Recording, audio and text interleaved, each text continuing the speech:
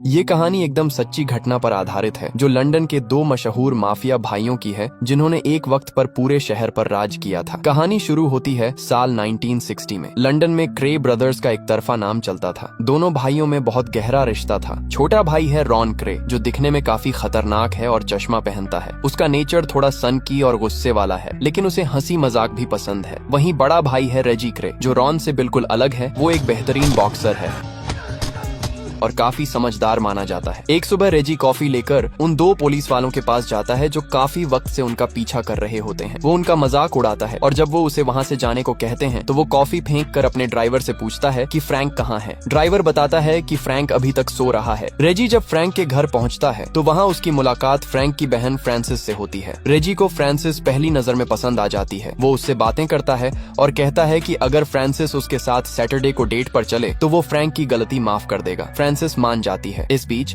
रेजी अपने भाई रॉन को जेल से छुड़ाने की कोशिश में लगा है। रॉन को मारपीट के जुर्म में 3 साल की सजा हुई थी, लेकिन बाद में उसे मानसिक रूप से बीमार बताकर पागल खाने भेज दिया गया था। रेजी अपने आदमियों के जरिए डॉक्टर को डराता धमकाता है ताकि डॉक्टर रॉन को बिल्कुल ठीक घोषित कर दे। डॉक्टर के पास कोई रास्ता नहीं बचता और वो कमेटी को रिपोर्ट देता है कि रॉन क्रे एकदम सही सलामत है और उसे अंदर रखना पैसों की बर्बादी है। डॉक्टर मन ही मन सोचता है कि आज उसकी बरसों की इज्जत मिट्टी में मिल गई। वो रेजी को वार्निंग भी देता है कि रॉन की हालत ठीक नहीं है, वो कब गुस्सा हो जाए पता नहीं, इसलिए उसे दिन में 2 बार दवाई जरूर देना। वहीं दूसरी तरफ सैटरडे को फ्रांसिस तैयार होकर रेजी का इंतजार करती है, लेकिन उसकी माँ उसे समझाती है कि इन लोगों से दूर रहो क्योंकि वो सब जानती है कि ये लोग माफिया हैं और उसके लिए ठीक नहीं है। लेकिन फ्रांसिस अपनी माँ की बात नहीं मानती और रेजी के साथ उसके क्लब चली जाती है। फ्रांसिस वहाँ की चमक धमक देखकर हैरान रह जाती है।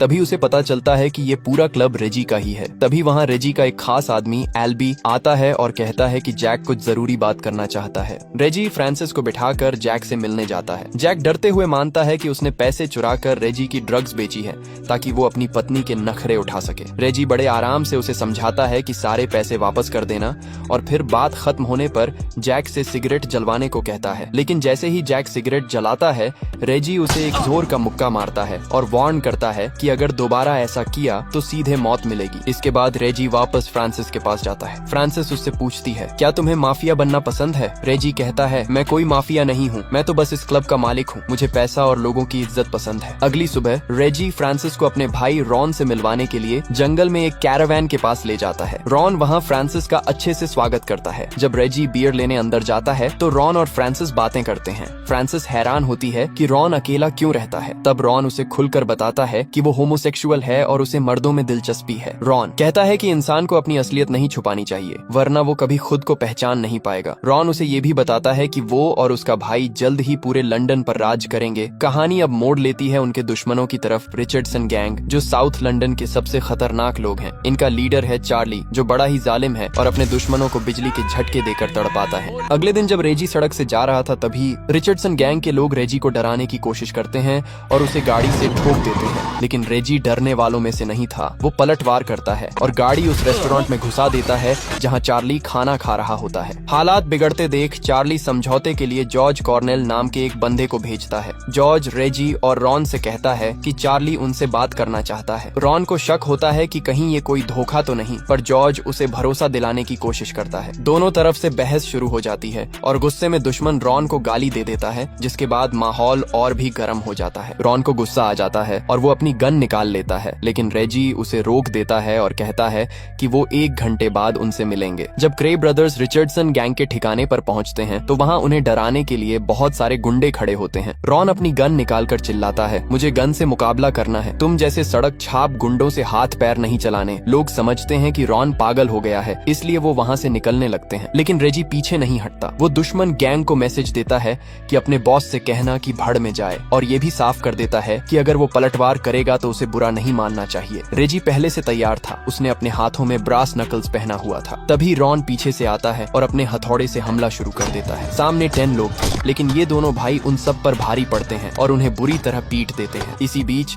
रिचर्डसन गैंग का बॉस चार्ली जब फुटबॉल देख रहा होता है तभी पुलिस वहां छापा मारती है। उसे धोखाधड़ी और मारपीट के जुर्म में 25 ईयर की सजा हो जाती है। इसका फायदा क्रे ब्रदर्स को मिलता है और पूरे लंदन पर उनका कब्जा हो जाता है। अब कहानी में एक नया किरदार आता है, लेस्ली पेन। वो क्रे ब्रदर्स का मैनेजर और ब्रोकर बन जाता है। वो एक क्लब के मालिक को धमकाता है कि वो अपना क्लब क्रे ब्रदर्स को बेच दे। लेस्ली उसे साफ कह देता है कि अगर वो आराम से नहीं माना तो उन्हें दूसरे तरीके अपनाने पड़ेंगे। क्रे ब्रदर्स के खौफ की वजह से वो मालिक अपना क्लब बेच देता है। रेजी को लेस्ली पसंद है क्योंकि वो उनका बिजनेस बढ़ा रहा है, लेकिन रॉन को उस पर बिल्कुल भरोसा नहीं है। लेस्ली उन्हें बताता है कि अमेरिका का एक बड़ा mafia don Angelo Bruno London में अपना पैर पसारना चाहता है। जब ब्रूनो उनसे मिलने आता है तो वो एक बिजनेस डील ऑफर करता है। वो चाहता है कि क्रे ब्रदर्स उनके कैसीनो और क्लब्स की हिफाजत करें, जो कि असल में उनके काले धंधों का एक पर्दा है। बदले में वो उन्हें 40% हिस्सा देने को कहता है, लेकिन रेजी इतने में नहीं मानता। वो बराबर की हिस्सेदारी यानी 50-50 का सौदा मांगता है। ब्रूनो को समझ आ जाता है कि ये क्रे ब्रदर्स का इलाका है,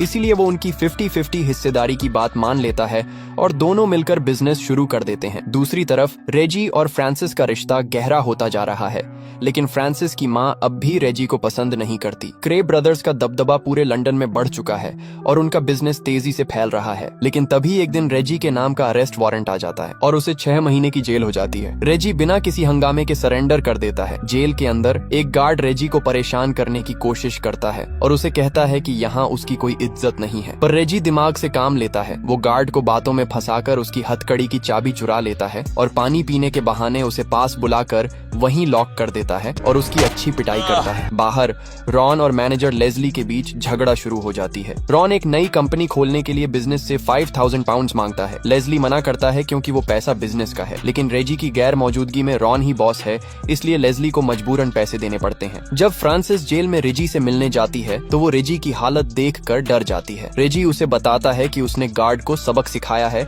और उसे फिक्र करने की जरूरत नहीं है। फ्रांसिस रोते हुए कहती है कि उसे ये सब नहीं चाहिए। वो नहीं चाहती कि रेजी माफिया बना रहे। वो चाहती है कि रेजी एक शरीफ आदमी की तरह कोई ईमानदार काम करे। इसी बीच रॉन क्लब में हंगामा खड़ा कर देता है। वो स्टेज पर जाकर मेहमानों को बुरा भला कहता है और उन्हें फेक अमीर बुलाता है। जब रेजी जेल से छूट कर आता है वो सीधा फ्रांसिस के घर गुलाब लेकर पहुंचता है। फ्रांसिस की माँ उसे दरवाजे से भगा देती है, लेकिन रेजी पाइप के सहारे चढ़कर फ्रांसिस की खिड़की तक पहुंच जाता है और उसे प्रपोज करता है। फ्रांसिस 2 शर्तें रखती है। पहली ये कि उसे आजादी चाहिए और दूसरी ये कि रेजी सारे गलत काम छोड़कर ईमानदारी से रहेगा। रेजी वादा करता है और फ्रांसिस शादी के लिए हाँ कर देती है, लेकिन उसी दिन रॉन क्लब का पूरा नक्शा ही बदल देता है और उसे किसी अजीब से थिएटर शो में बदल देता है जो किसी को पसंद नहीं आता। रेजी जब क्लब पहुंचता है तो वहां का नजारा देखकर उसका सर चकराने लगता है। रॉन ने पूरे क्लब का हुलिया बिगाड़ दिया था। लेस्ली बताता है कि रॉन ने न सिर्फ टैक्स के पैसे बर्बाद किए बल्कि क्लब की कमाई भी उड़ा दी। रेजी का गुस्सा फट पड़ता है और दोनों भाइयों में भयानक बहस शुरू हो जाती है। फ्रांसिस बीच बचाव करने की कोशिश करती है, लेकिन रॉन उसे ताना मारता है और रेजी से कहता है, तेरे दिमाग में अपनी बीवी के अलावा और कुछ नहीं चलता। ये सुनते ही रेजी अपना आपा खो देता है और दोनों भाइयों में खूनी लड़ाई शुरू हो जाती है। रॉन कहता है बोतल का इस्तेमाल मत करना, लेकिन खुद रेजी को गलत जगह पर जोर से पकड़ लेता है। रेजी दर्द से कराह उठता है, लेकिन पलटवार करते हुए रॉन के सर पर सूट डालकर उसे बोतल से इतना मारता है कि रॉन जमीन पर ढेर हो जाता है। फ्रांसिस ये सब देखकर टूट जाती है और वहाँ से चली जाती है। थोड़ी देर बाद जब गुस्सा ठंडा होता है तो रॉन रोता हुआ अपने भाई से माफी मांगता है और कहता है फ्रांसिस के पीछे जाओ, उसे हाथ से मत निकलने देना। रेजी फ्रांसिस को मनाने पहुंचता है और बताता है कि रॉन ने अपनी दवाई नहीं खाई थी, इसलिए वो ऐसा कर रहा था। फ्रांसिस उसे एक और मौका दे देती है। इधर रॉन अब नाइजीरिया में बिजनेस करने का प्लान बनाता है, लेकिन उनके बड़े पार्टनर्स मना कर देते हैं क्योंकि वो जगह बहुत दूर थी। इस बीच रॉन के प्राइवेट क्लब्स यानी सोने बैठने के अड्डों में शहर के बड़े नेता और बड़े लोग आने लगते हैं। पुलिस के पास इन बड़े लोगों की फोटोज पहुंच जाती हैं, जिनमें सरकार के खास लोग भी होते हैं। इलेक्शंस पास होने की वजह से सरकार डर जाती है कि अगर ये राज खुला तो वो हार जाएंगे, इसलिए वो फिलहाल क्रे ब्रदर्स के जुर्मों पर पर्दा डाल देते हैं। रेजी और भी तेजी से दूसरे क्लब मालिकों को डराकर उनके बिजनेस हड़पने लगता है। रॉन को डर लगने लगता है कि कहीं रेजी उसे अकेला न छोड़ दे, इसलिए वो अपने तरह से दबदबा बनाने के लिए नए क्लब के कर्मचारियों को धमकाता है। वहाँ के लोग पुलिस को फोन कर देते हैं और क्रे ब्रदर्स पर वसूली का केस दर्ज हो जाता है। क्रे ब्रदर्स के पास बड़े बड़े नेताओं और लॉर्ड्स के ऐसे राज थे कि उन्हें कोर्ट में कोई छू भी नहीं सका। दोनों भाई ये केस जीत गए और अब पूरे लंदन में उनका खौफ इतना बढ़ गया था कि सरकार भी उनसे पंगा लेने से डरने लगी थी। लेकिन वो पुलिस वाला निपर अभी भी उनका पीछा नहीं छोड़ रहा था। एक दिन निपर एक क्लब में उनका पीछा करते हुए जाता है, लेकिन वहाँ रेजी और रॉन उसे देख लेते हैं और जानबूझकर उसके साथ फोटो खिंचवा लेते हैं। जब ये फोटो निपर के बॉस के पास पहुंचती है तो बॉस को लगता है कि निपर क्रे ब्रदर्स से मिला हुआ है और वो तुरंत ये केस बंद करने का ऑर्डर दे देता है। अब दिन आता है रेजी और फ्रांसिस की शादी का। फ्रांसिस की माँ, जो इस रिश्ते के सख्त खिलाफ थी, शादी में मातम की तरह काले कपड़े पहनकर आती है। शादी की रस्में पूरी होती हैं और मेहमान गाने गाने लगते हैं, लेकिन फ्रांसिस की माँ एकदम चुप रहती है। रॉन ये देखकर गुस्से में उनके पास जाता है और उन्हें गाने के लिए कहता है, पर वो फिर भी उन्हें इग्नोर करती रहती हैं। शादी के बाद रेजी ने वादा किया था कि वो ईमानदारी का काम करेगा, लेकिन ये वादा सिर्फ 2 हफ्ते चला। वो फिर से अपने पुराने धंधों में लग गया। रेजी और फ्रांसिस अब रॉन के बार के ऊपर वाले कमरे में रहने लगे थे। नीचे रॉन की लाउड पार्टीज की वजह से फ्रांसिस की नींद हराम हो जाती है। रेजी भी काम के सिलसिले में देरी से घर आने लगता है। फ्रांसिस की जिंदगी अब दुखों से भर गई थी। उसे घर का काम काज ज्यादा नहीं आता था, जिस वजह से रेजी की माँ उसे पसंद नहीं करती थी और उसकी बुराई करती रहती थी। फ्रांसिस को नींद नहीं आती थी, इसलिए उसने नींद की दवाइयाँ खाना शुरू कर दिया था ताकि थोड़ा सुकून मिल सके। रेजी को फ्रांसिस की फिक्र थी, इसलिए उसके बर्थडे पर वो उसे एक लाल रंग की स्पोर्ट्स कार गिफ्ट करता है। फ्रांसिस बहुत खुश होती है और रेजी से कार चलाना सिखाने को कहती है, लेकिन रेजी कहता है, आज मैं बिजी हूँ, कल सिखाऊंगा। असल में वो लेस्ली पेन के साथ बिजनेस को और बढ़ाने की प्लानिंग कर रहा था ताकि वो लोग और ज्यादा अमीर और ऐशो आराम की जिंदगी जी सकें। लेस्ली पेन सबको एक नया बिजनेस प्लान समझाता है जिससे परेशानी या कम हो और पैसा ज्यादा मिले। सब मान जाते हैं, लेकिन रॉन को ये पसंद नहीं आता। रॉन कहता है कि उसे परेशानी या और झगड़े पसंद हैं क्योंकि इसी में मजा है। जब लेस्ली उसे समझाने की कोशिश करता है तो रॉन गुस्से में एक ग्लास लेस्ली के सर पर दे मारता है। रेजी को बहुत गुस्सा आता है और वो कहता है, रॉन तुम हद पार कर रहे हो। रॉन चिल्लाता है कि उसे लेस्ली पर भरोसा नहीं है क्योंकि वो उनके बहुत सारे राज जानता है। रेजी पलट कर कहता है, तो फिर तो एल्बी और हम सबको भी राज पता है। क्या तुम हम सबको मार दोगे? तुम पागल हो गए हो, जाओ अपनी दवाई खाओ। इसके बाद अमेरिका का एजेंट ब्रूनो रेजी को अकेले में मिलने के लिए बुलाता है। वो साफ कहता है कि रॉन बिजनेस के लिए खतरा बनता जा रहा है और रेजी को उसे रास्ते से हटा देना चाहिए, लेकिन रेजी सख्ती से मना कर देता है और कहता है, वो जैसा भी है मेरा भाई है। ब्रूनो समझ जाता है और बात वहीं खत्म कर देता है। इसी बीच रिचर्डसन गैंग का एक बंदा जॉर्ज कॉर्नेल क्रे ब्रदर्स के इलाके में आकर लोगों को धमकाने लगता है। एक डरा हुआ आदमी रॉन के पास मदद मांगने आता है। रॉन उससे 2000 पाउंड मांगता है और कहता है कि वो जॉर्ज का काम तमाम कर देगा। वो आदमी पहले तो डरता है पर बाद में मान जाता है। रॉन अकेला एक बार में घुसता है और सबके सामने जॉर्ज कॉर्नेल के सर के बीचों बीच गोली मार देता है। जब रेजी को ये पता चलता है वो तुरंत घर भागता है ताकि सबूत मिटा सके। वो रॉन से उसकी गन और खून से सने कपड़े लेता है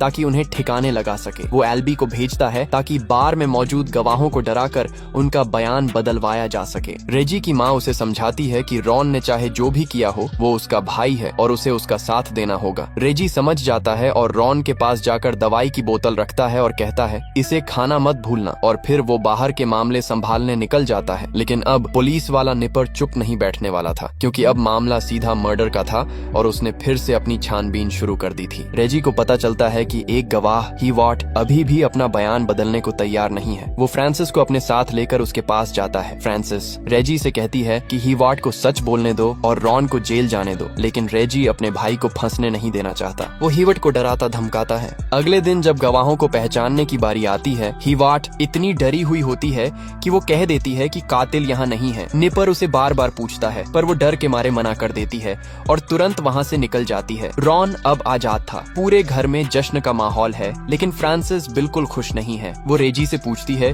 कि उसने हीवाट से क्या कहा। रेजी बात टाल देता है। फ्रांसिस कहती है, तुम्हें अपने बच्चों और परिवार की फिक्र होनी चाहिए, पर रेजी उसकी बात अनसुनी कर देता है। फ्रांसिस गुस्से में घर से निकल जाती है। बाहर तेज बारिश हो रही है और उसकी नई खुली स्पोर्ट्स कार भीग रही है। वो कार की छत बंद करने की कोशिश करती है और रेजी से मदद मांगती है, पर रेजी मदद करने के बजाय उसका मजाक उड़ाता है और कहता है, अपनी शक्ल देखो कितनी गंदी लग रही है। फ्रांसिस गुस्से में उसे थप्पड़ मारती है और घर के अंदर चली जाती है। जब वो कपड़े बदल रही होती है, रेजी वहाँ आकर उसके साथ मारपीट करता है। फ्रांसिस टूट जाती है और फैसला करती है कि वो उसे छोड़ देगी। अगले दिन वो अपना बैग लेकर निकलने लगती है, तभी रॉन वहाँ आ जाता है। रॉन उसकी मदद करता है और कहता है, रेजी ने जो किया वो बहुत गलत था। रॉन पहली बार फ्रांसिस से कहता है कि वो उसे सच में पसंद करता है, क्योंकि फ्रांसिस में भविष्य देखने की समझ है। वो दोनों एक दूसरे को अलविदा कहते हैं। रेजी काफी वक्त तक फ्रांसिस को मनाने की कोशिश करता है और फ्रैंक के घर जाता है। फ्रांसिस बाहर आकर उससे बात करती है। रेजी गिड़गिड़ाता है और माफी मांगता है। वो कहता है कि वो सब ठीक कर देगा। वो उसे घूमने ले जाने की बात करता है। फ्रांसिस पिघल जाती है और कहती है ठीक है, हम इबिजा चलेंगे। रेजी को पता भी नहीं होता कि अल्बिजा कहाँ है, पर वो हाँ कह देता है। लेकिन फ्रांसिस अंदर से पूरी तरह टूट चुकी थी। वो कमरे के अंदर जाती है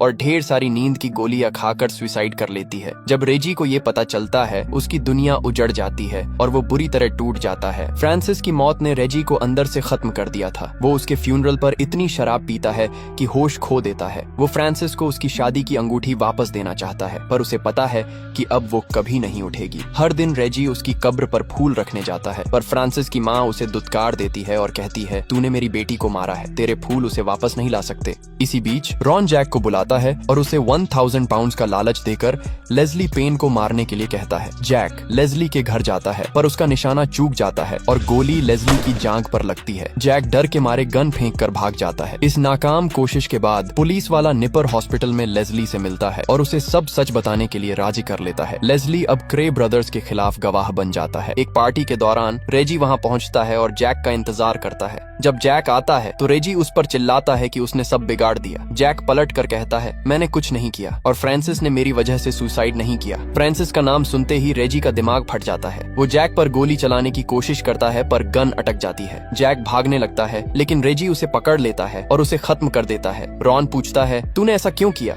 रेजी उसके कान में फुसफुसाता है क्योंकि मैं तुम्हें नहीं मार सकता, चाहे मैं जितना भी चाहूँ। जब उसका खास आदमी एल्बी उसे रोकने की कोशिश करता है तो रेजी उसे भी पीट देता है और सड़क पर बेसहारा घूमने लगता है। कहानी के आखिरी हिस्से में दोनों भाइयों को गिरफ्तार कर लिया जाता है। रेजी को जॉर्ज कॉर्नेल के मर्डर के जुर्म में सजा मिलती है, लेकिन कैंसर की वजह से मौत से सिर्फ 8 हफ्ते पहले उसे जेल से रिहा किया जाता है। 1 अक्टूबर 2000 को उसकी मौत हो जाती है। वहीं रॉन को पागल खाने भेज दिया जाता है, जहां दिल का दौरा पड़ने से उसकी मौत हो जाती है। इस तरह लंदन पर राज करने वाले क्रे ब्रदर्स का खौफनाक दौर हमेशा के लिए खत्म हो जाता है। दोस्तों, अगर स्टोरी पसंद आई तो कमेंट में ये फायर वाला इमोजी जरूर कमेंट करें और वीडियो को हाइप जरूर करें ताकि वीडियो और लोगों तक पहुंचे।